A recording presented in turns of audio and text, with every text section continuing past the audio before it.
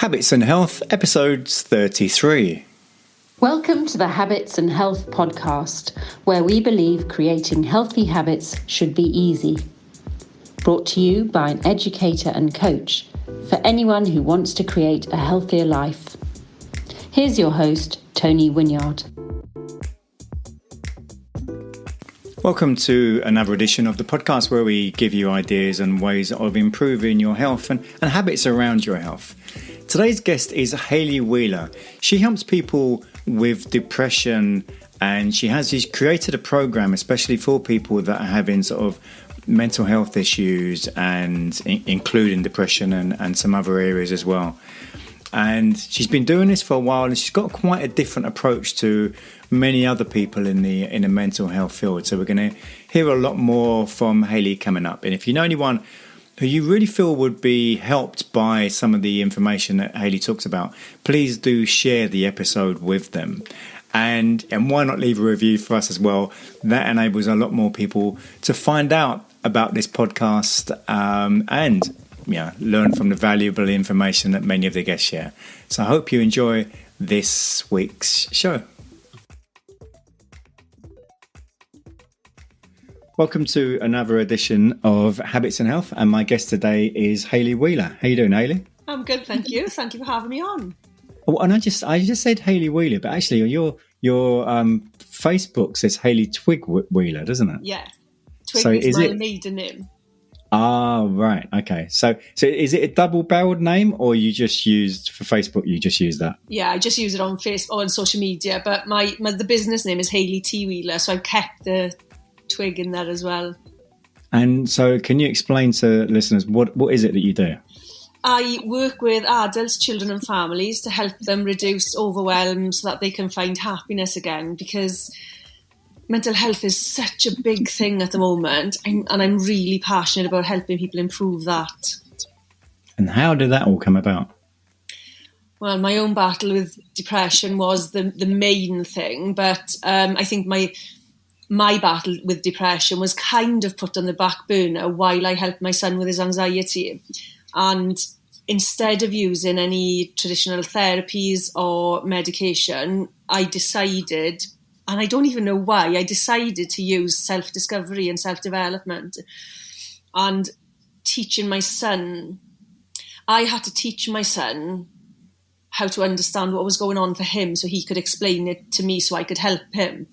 And that's how I learned to understand about anxiety and mental health, really. I think the whole thing. And then once he was better, I went on my own journey, and it took me 2 years to kind of get to a point where I was happy again. And so when you say sort of self-discovery, was that reading lots of different books or looking at how different therapists are doing things, or what was involved? No, it was just about using questions, using my past to inform where I was now, trying to understand what I'd been through and what my son had been through and how we'd got to that point, and recognising all the emotional impact on things that had happened. So for me, it was about looking back to be able to go forward, and it was a massive thing. And what made you take that route? Why did you just not rely on the help that is generally offered in different places? I don't have an answer. I really don't know why. I think when it came to the crunch, I decided, I knew there was a point in time where I'd had this irrational thought, and I knew I had to do something. And I had to do something for both of us. And I was failing, or I felt like I was failing miserably at that time. So I decided that I was just going to help him. It's easier to help other people, isn't it? So I went on this thing to understand what he was. I needed to understand it. So I asked him questions. I got him thinking a different way. And it was really, he didn't know what anxiety was. I didn't know how to describe anxiety to him. So it was kind of, I suppose it was a natural instinct, whether a parent an instinct or just as a human being. But I just needed for the both of us to survive. So I didn't think about anything else. One of the things you just said was, I realised, I forget exactly how you worded it, but it was something about, I realised I had an irrational thought. Well, that's quite a bit of awareness there. And it's not is that something that many people you help realise? They have that awareness that they're not thinking rationally? Yeah, a lot of them, there's a confusion around because you have rational and irrational thoughts. But mine was particularly obvious because it was kind of really loud. But people have a real mixed bag of, I know this isn't right, but this is what I'm thinking. So it's a real mix and confusion of both, of being irrational as well as rational, but you just can't control the irrational. Is there a particular type of person that you help, or like sort of when you get to demographics like age groups, John, is there a particular type? Well, my clients have ranged from the age of 6 up to 80, so right. No. And there's not like they don't have a particular job or way of thinking, or not really. There's not been. Mine is quite bizarre because I think we've had discussions of me around trying to sort of nail what people get out of the program, and it's all different. I've looked at 20 different clients, and they are different people. Their results are different, even though the program is a particular way. Because it's the way I suppose it's delivered is unique to each person. There's no, it does. I don't have a sort of a common thing, I suppose, with clients. So let's talk more about the program that you just mentioned. So you've put together this program, and it's to, I guess, what the aim is just to help people help themselves, or what would you say is that what the program's about? My motto is self-knowledge is a superpower. And right. That is what the basis of the program is. It's all about helping the individual understand themselves so that they can make decisions, so that they can decide what happens in their life and the choices and their behaviours as well and their actions. And I think that kind of empowerment to understand yourself changes everything. Is there a typical... So what is it that's stopping people from getting to that point in the first place? Is there a common cause that a lot of people, or a common factor that many people are facing, or is everyone quite different? It's that confusion, because you are so confused by what's going on. There's conflict between the rational and irrational. There's being able to function on a day-to-day basis, but then you are feeling like you can't cope. So you may be functioning, but you feel like you can't cope. But it's that an inability to be able to communicate to yourself, let alone to other people, what is actually going on. And you just don't understand it. And people say to you, why do you feel like this? And I often get that with children. Parents ask children, why do you feel like this? And I have to say to them, stop asking them why, because they don't know. They cannot describe to themselves or to you what is going on until they come and work with me. And then they understand and are able to say to parents or to say to partners or to say to other people, I understand that this is happening for me now.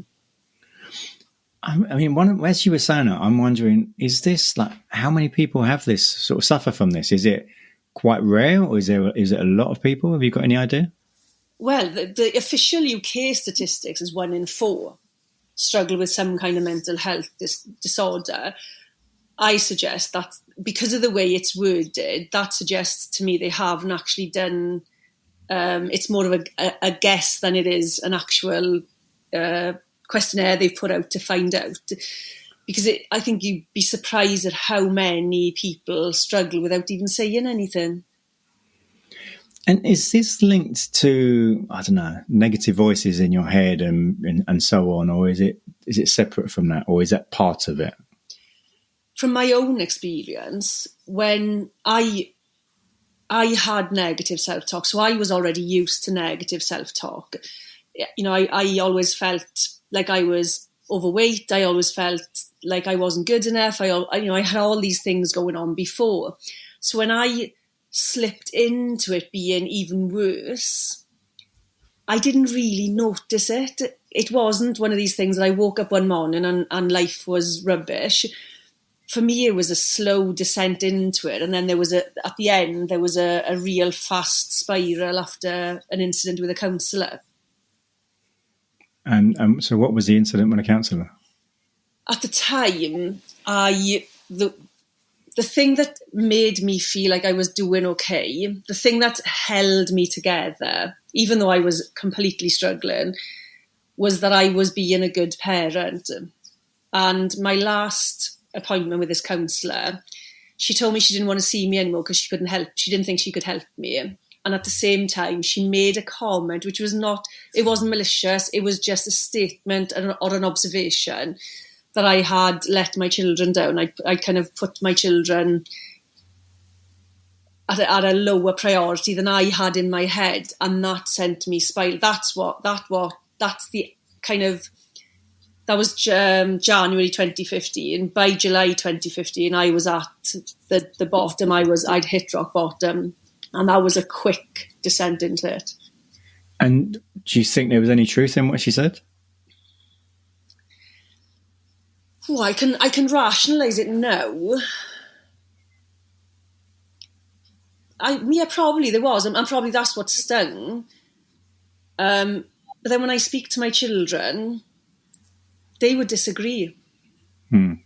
Because there were days when they didn't know this, but there were days when I did not want to do anything. I didn't want to be anywhere. I just wanted to press pause on life. But I would take them to the park, or I would, we had a day in that summer, it was really bad rain down here. We had a day where I took them down I told them, get your snow stuff on, we go and jumping in the puddles. And I didn't want to be there, but they still have the memories of jumping in the puddles. They didn't see inside my head, but they would disagree. So I don't know, maybe there was an element of truth in it. Do you have any thoughts as to why there is so much, why mental health is getting so bad for so many people now? The way I work is about the emotional vessel and emptying the emotional vessel. And I think there's not enough emphasis on the connection between emotional, physical and mental health together. And I think we're very focused on one or the other. We don't tend to focus on them all. And I think that there isn't the support and help or the understanding around mental health as we need it to be. And even professionals, medical professionals are, I don't know how to word it.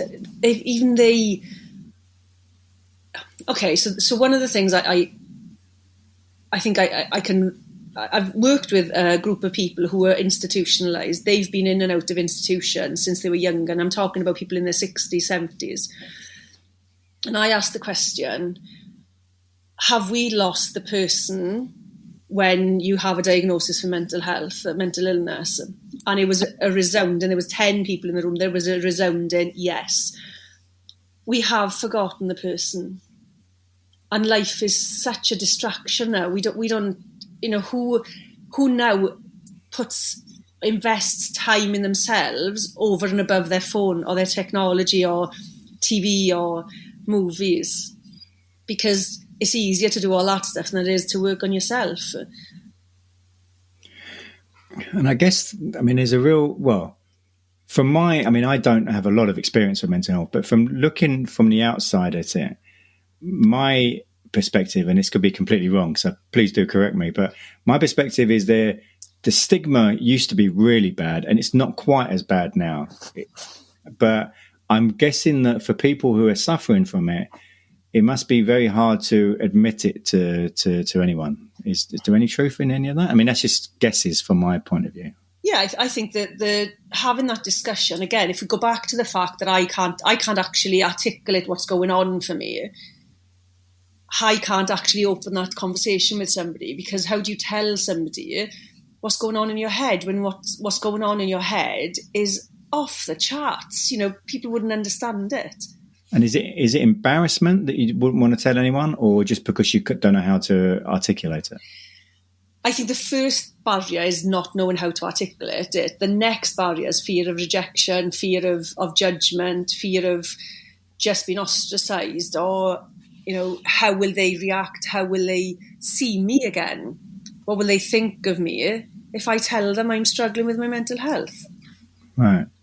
And is this is just a guess. I don't know if this is any truth to this. My feeling is that 10, 20 years ago, the media didn't give any kind of, the way they portrayed this was making fun of it, and it wasn't no understanding. But I get the feeling things are better now, or is that any, what do you think on that? I think they're better. I don't think that I think they still fall into the trap of, taking the mick out of things and portraying things a specific way. But right. I do think we're getting better at recognising that actually that is, and it's not helpful to do that. But I'd like to see us as human beings become more aware, more confident in talking about things like this. And as the number of people who have some kind of, or have had, or even do now have some kind of mental health issue increases, there's therefore that many more people offering some kind of assistance. So what is different from what you do to many of the other programs and therapies that are being offered? I know that a lot of people who come to me have been to some kind of therapy, whether it's counselling, psychology, psychiatry. They've had something, and often it's for them. It's about, they have a short-term, I suppose, improvement in life, but then things start to slowly go back. And I truly believe it's because we, as a society, therapies are aimed at getting people to management levels, so manage your symptoms. And so we're constantly still finding ways to feel better, to hold ourselves together, whether it's something like running or yoga or journaling. But the problems are still there. And that sort of is why people end up going backwards and back into feeling how they're feeling. So what I've done is I've got 2 levels past management. For me, the most important thing is that self-empowerment, that change element where you're actually facing the emotions, you're processing emotions, and you're letting go of emotions. And then we get to empowerment, because if you're constantly trying to manage something, you're constantly trying to find something to manage that symptom or that feeling. Whereas if you've gone and you've actually got to the root of the problem and you've dealt with the emotional root, you can move into empowerment and start to make those choices and live the life that you want to live, rather than constantly finding something, all right, this isn't working anymore, I need something else to help me. So my thing is not about managing, get to the empowerment level. And so when the people you're helping, the patients, I don't know if that's the word you use, but when they get to that level, is it a case then of they no longer have the negative voices, or they just understand it better? They understand it more. There is no such thing as perfection. There's no such thing as life is always going to be roses and laughter. But it's recognising how it impacts them as an individual. So this is going on in my life. What is going on for me? How do I want to deal with this? And being empowered to be able to decide what happens as a result. Okay, so this has happened in my life. How do I want to react, respond? And then that changes the outcome. So from what you just said, that suggests, therefore, that a lot of people who are seeing therapists and many programs that are available aren't really, are still have the issues afterwards. Is that the case then? That's what I've been told, is that people come to me and they've been to some kind of therapy. CBT is another one they've been to. And the issues are still there. So they're not actually dealing with the issues. They're just learning how to manage what is going on for them. Even, I've had children and adults been told, you just have to live with this forever. We hope you're enjoying this episode of the Habits and Health podcast, where we believe creating healthy habits should be easy. If you're looking for the fastest and most effective way to transform your energy and well-being, we invite you to join Tony for an upcoming Habits and Health workshop. The This 5-week group workshop will empower you with tools to disrupt unwanted habits and make positive changes easy.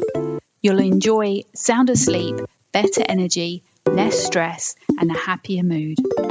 Workshops begin on the first week of every month, and you can sign up now at tonywynyard.com. Now, back to the show. You talked about that you work with children and adults. Is it much more difficult working with children and trying to help them? No, it's not. No, they get it far quicker than the adults do. Oh, that's interesting. Yeah, it is. It really is. Because they want to learn. They're still in that learning phase, aren't they? They're still in school, and still every day is a learning day. So when they come, and when you've got a child who doesn't understand themselves, and maybe mum and dad don't understand what's going on for them either, they come and they learn. The first session is all about the coaching model and understanding internal patterns and a behaviour analysis. All of a sudden, they understand why they're hitting out, why they're shouting, why they're screaming, rather than self-punishing.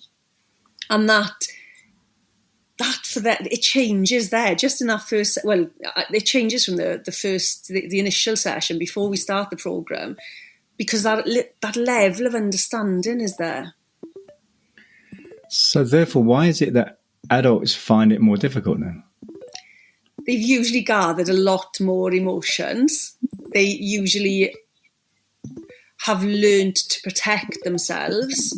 So doing the work, the in-depth work to get to the root of the problem, it can be quite difficult. It can be quite emotional. So children haven't been hardened maybe to needing to protect themselves as much as the adults I work with. I know you've recently been working on a program and you've had funding from sort of various institutions and whatever. Can you tell us a bit more about that? Yeah, so I've been starting with the Life Science Hub in Cardiff, and then what they do is we put a proposal together and it goes out to the universities as part of the Accelerate programme. And Cardiff School of Medicine picked up my programme and said, we really want to work with you on this. So part of that is business development, and I wanted to have a paper written on the effectiveness of my programme. So Bangor University this year agreed to write the paper on the effectiveness of the blended option, because there is an online version. But this option is where you do it online, but you have 3 coaching sessions as well, and email and WhatsApp support. And that's going through. We've got 21 people enrolled currently. We need another 9. But it's going really well. And it's been really hard because it is my baby. And online, I wasn't 100% sure how it was going to work out. When I'm face-to-face, obviously you have more influence. So I've really this has been quite an exciting versus a really nervous thing to do for me. But I'm getting some really good feedback just from the online stuff without the coaching sessions as well. So you're finding ways of reaching people now, doing it online that you weren't sure that you were able to before? Yeah, I suppose I lacked the confidence that the online, so I just kept piling stuff into the online. So the online is literally everything that I do in the face-to-face and more, because there's 31 units. It's a real comprehensive programme. It isn't a tick box exercise, and I am passionate about it not being a tick box exercise, that it actually works for people. So I suppose that's been the nerve-wracking bit, is would it work for people online? And luckily, well, should I say luckily, or was that skill? I don't know which way to put that, but it is working. It's really getting people thinking and really investing in themselves.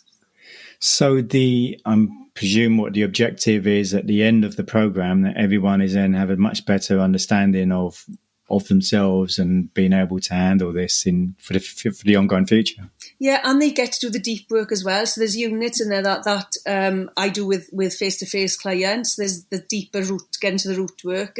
And that's kind of where I suggest people need the support in terms of having the coaching sessions. But yeah, they can handle life. The final units in the programme are all about maintenance. It's about building that foundation to make sure that this is a long-term change, not just a short-term thing, as I've talked about other therapies being. Does it depend on, so at the beginning of this, someone comes to you, how much of a factor is it, like what level of depression they've got maybe, or what type of mental health conditions they may have? Is there some people who just have too many that they're beyond help, or what would you say on that? I think it's going to depend on how much intervention they have elsewhere, because I haven't worked with anybody who has schizophrenia. My aim is to work with low-level depression, anxiety, stress, but I have been asked by medical professionals if I would. So that for me is something that I would need to look at and see what other support would be necessary for that. But I've had people come and not tell me they've had PTSD and had some amazing results. For people who are listening to this, who maybe they've got a close relative, a child or a close friend who maybe they suspect has got some kind of an issue, how would they? What would you think would be the best advice to help that person, that their child, their friend, whatever? I'm always keen to say to people, do what works. Have those open conversations with relatives, but the difficulty is when you're feeling like that, you sometimes feel judged for somebody. If somebody was to approach you with you already feel you're judging yourself before somebody else is judging you. But if you can have those open conversations and start conversations about what would help you, but then it doesn't matter what it is as long as it's effective, and finding the right thing is so important. I guess the hardest part will be actually starting that conversation in the first place. It is. I work with different organisations and we talk about how to have these conversations, because it is difficult to open a conversation, particularly if they haven't approached you. But what you'll find is that people often, not always, but often drop hints. Because they want to test the water to see if you are somebody that they could open up to. And I think the biggest thing to remember is if you're opening a conversation, they may not want to talk to you today or tomorrow or next week, but you've opened the door. If you can open the door in a non-judgmental way and just let people know that I'm there if you want to speak. I've noticed you're not yourself recently. How are things going? Those kind of openers they're not direct. They're just a way of opening the door and saying, look, I've noticed and I'm here if you want a bit of support. As you've developed the way you work and the way you help people over the last, 6 years from what I can make out what you said before, I'm wondering, for example, have you helped anyone who's, say, been suicidal or who had like really sort of bad depression, and what kind of results have you been able to get for people? I've had a few who have, one who didn't tell me at all that he'd been suicidal when we started. His results have been amazing. He's changed jobs. He's improved his family relationships, his relationship with his wife, his kids. That has been a heck of a change for him. Had another one who he told me every week that he'd been to the edge of the sea and contemplated, and he was the one that told me, I don't think this is effing going to work. And then at the end repeated and said, I didn't think sitting with an effing young lady was going to work for me, and it did. But not been suicidal since, not had the urge to go and sit even and contemplate. My most recent client, she had attempted to take her own life prior to starting with me a few weeks before. And they quite often tell me, I don't think this is going to work, particularly if they've had some kind of intervention previously. But her life now is completely different. The quality of life, how she gets up in the morning, how she attempts to go through her day is very, very different. And she's got 4 daughters, And even that's changing. The relationship she has with each person in her life is changing as well. And I guess these people who you've got really good results for, even though you've got great results from them, there is still a stigma about mental health. And so that many of them would be reluctant to give you a testimonial, I would guess. Yeah, it's really tough because who wants to talk about it? Who really wants to go and tell people that, you know, they've been in that dark place? Testimonials are not too bad. They never have a name attached to them for confidentiality reasons. If somebody is willing to put their name to it, then that's fine. But it is difficult because word of mouth for me doesn't then happen. With the whole kind of pandemic situation over the last couple of years, my hunch is that I've got a feeling that when we do see the statistics, and maybe they are valuable, I haven't really looked for them, but I've got a feeling there's going to be a horrific number of suicides and so on over the last couple of years. Do you know anything about any of that kind of thing? I haven't seen any formal statistics, but there's a suggestion that the numbers of people taking their own lives has gone up quite a lot. And it's, you know, not just adults, we're talking children as well. We're talking youngsters who are doing it because it's been such a change for everybody. But I noticed quite early on last year that people who had maybe never really understood mental health in other people or mental illness in other people were all of a sudden finding themselves struggling with life, struggling through their day, having those intrusive thoughts, having irrational thoughts, and all of a sudden they found themselves in those shoes that they did never, not that they didn't believe, but they didn't understand well enough. In January this year, I did a mental health first aid course, which was amazing. I mean, there were so many things that I had no understanding of, or things that I thought I had an understanding of, but it became very clear that I didn't, you know, during doing this course.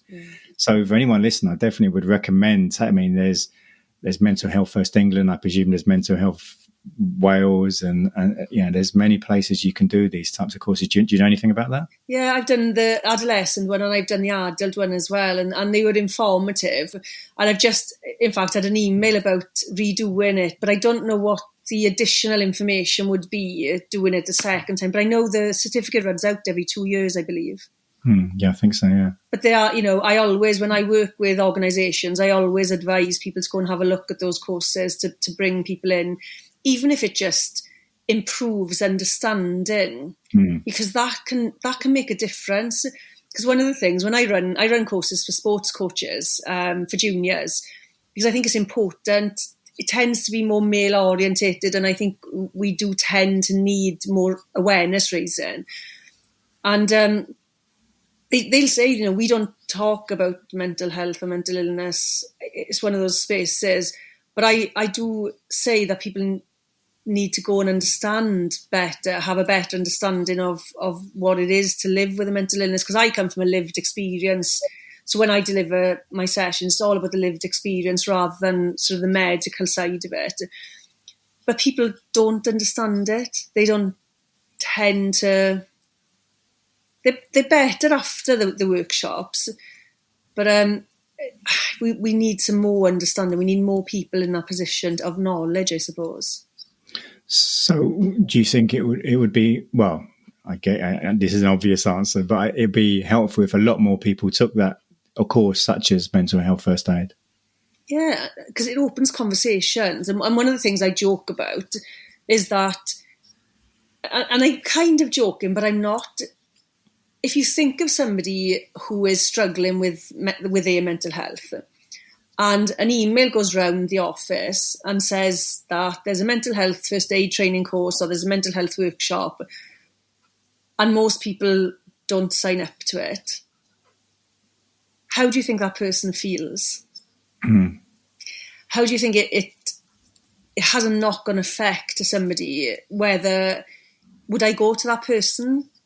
You know, they're not interested in it. If they're not interested in going for training to understand it better, is that somebody I could open up to? And it kind of reinforces the stigma around mental health. So I jokingly say that if you haven't signed up to my workshop, man, that can have a knock-on effect. But actually, that is true. You're the program that you do. Do you have any, I don't know, aspirations or where you'd like to be able to train other people to be able to go out and deliver this as well? Yeah, that's part of the Accelerate program with the business development, is licensing to be able to have as many facilitators in schools if we can, for adults out in the community. But my long-term goal is to have a recovery ranch here in Wales. And so what would be involved in that? Just having a place where people can come and do the program, either as a day, and then they just come in and they do their session, and they maybe if they've got time to stay for the day with the ranch, or they come for the 3 months and do the program over 3 months while they're immersed in, living on the ranch and taking part in all the things that happen on the ranch.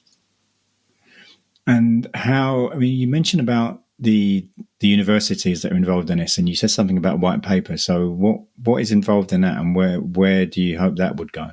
So part of my lack of confidence in my, I suppose my credibility was not having qualifications and not having sort of backing. So I've done my master's. I did a master's 2 years ago as part of my credibility building. But this paper for me is about having somebody else write it, somebody else who has nothing to do with the program. They write the paper, they speak to the clients, they do all the research into how effective it was, because I don't even see it, that side of it. And then I've got a sort of a university backing, I suppose, a paper that's not written by me, that's isn't biased for me, and they are honest with their reflection on how effective it is or not. And if it proves to not be effective, then I have a foundation to make changes and improvements to it. I'm hoping that's not the case, but I'm open to it. But I'm hoping that it just demonstrates that this process works. Well, we're changing the subject a bit, or although it's not completely changing the subject, because I know the answer to this question, but is there a book that you've really enjoyed that's really sort of moved you in any way? Yes, part of my journey, I used the Grief Recovery Handbook as well as a grief recovery, I don't think they're called counsellors, a coach, I suppose. And that book was integral to building the foundations that allowed me to be able to build on that with self-discovery and become that happy person again. And when did you read that? That was 2015. So it was around the time that all this was happening? Yeah, so in October of 2015 is when I started sort of helping my son and myself. Wow.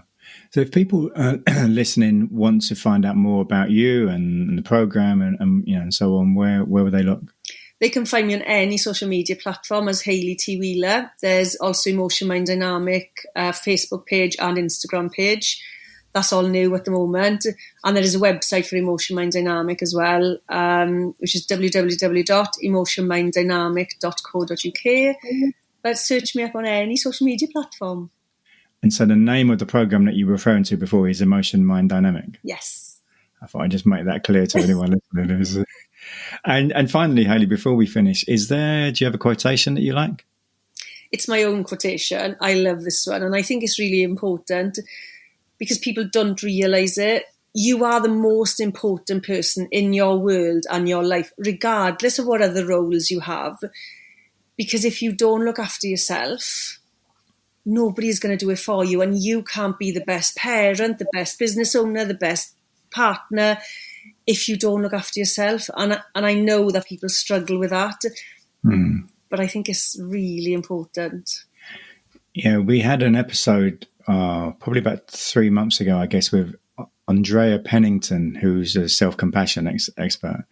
And I remember one of the things that she said was when talking to someone who is really sort of beating themselves up all the time, and she said something to say to someone who's doing that is, don't talk to my friend like that. And that really kind of landed me. I thought, wow, that's so powerful, she says when she's done that to people, it has made them really stop and think. It is. You would, very rare would you speak to anybody else the way that you speak to yourself in your head. We are our harshest critics. Yeah, self-compassion is so important. Well, Hayley, it's been an absolute pleasure. I know we've been speaking about doing this for a long time. We've eventually done it. So, thank you for sharing this really important information. And, I hope a lot of people get some real benefit from this. Thank you for having me on. It's been great. Next week is episode 34 with Jonathan McClernand. And he is a nutrition coach. He has a company called Freedom Nutrition Coaching. And he offers personalised nutrition coaching to really tries to fit the lifestyle, personality and goals of the clients that he's working with. So we're going to hear a lot more about nutrition and how nutrition is helpful for so many different areas regarding health. That's next week's episode with Jonathan McClernand. If you know anyone who could really benefit from some of the information that Hayley shared with us regarding mental health and depression and some of those areas, please do share the episode with them because it could be really helpful to them. Hope you enjoyed this week's show and see you next week. Thanks for tuning in to the Habits and Health Podcast, where we believe creating healthy habits should be easy. If you enjoyed this episode, please subscribe and leave us a review on your favorite podcast app. Sign up for email updates and learn about coaching and workshop opportunities at TonyWinyard.com. See you next time on the Habits and Health Podcast.